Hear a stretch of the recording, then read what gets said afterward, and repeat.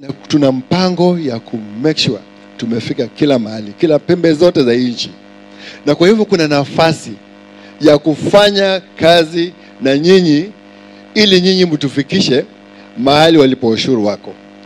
Tunaita agency model. Kwa hivyo tunaenda kufanya training na tutachukua watu kuwasajili ili watufanyie kazi hiyo. Na mwaka hii tunaangalia kuchukua 10,000 agents